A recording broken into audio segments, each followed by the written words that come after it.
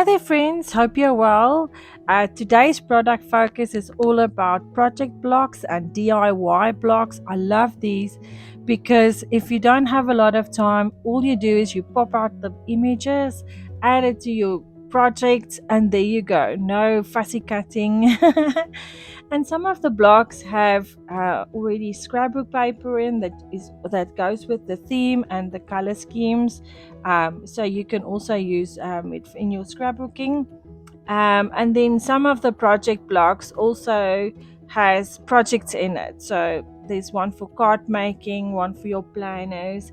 Come and have a cup of tea and see them for yourself. Love you. Bye.